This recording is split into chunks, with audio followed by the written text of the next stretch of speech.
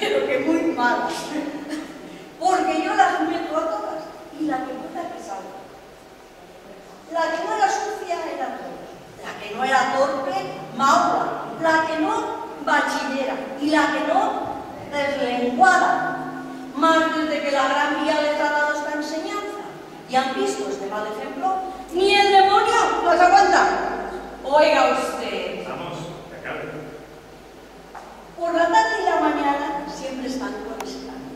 Pobre chica, que ya cansa. Dígame usted, Agapita, ¿cómo se ha roto esa jarra? Yo no sé cómo fue.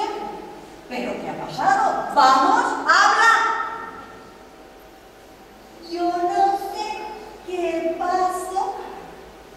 A la calle, que en mi casa soy el ama y punto final.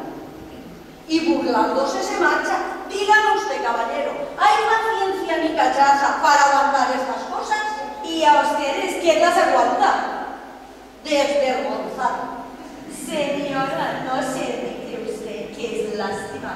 Y para zafarilla no hay dinero en casa. Yo he servido a esta señora, ¿sabe usted? 2 semanas y me fui por no morirme. Y yo sé lo que aquí pasa.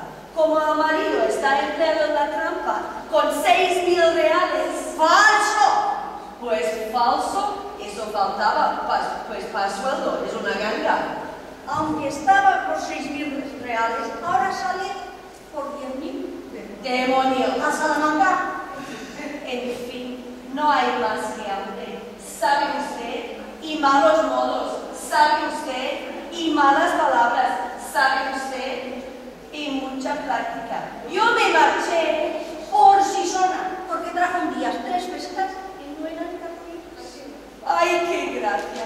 Lo que no es católica es la comida en su casa. ¿Sabe usted? Judías por la mañana, judías por la noche. Eso es una judiada. Y para echar un día la casa por la ventana, nos dio moras de postre. ¿Va a ser católica? Vaya. Descuide usted su insolente, que ahora mismo se lo digo a mi esposo y verá usted con quién tratar. Vaya usted enseguida, yo también me voy a contárselo a mi novio. Y verá usted la que se arma. Como que el sargento primero está que rabia, porque la han suprimido del cargo, y al que vea, se la paga. ¿Quién de la niña, Isabel?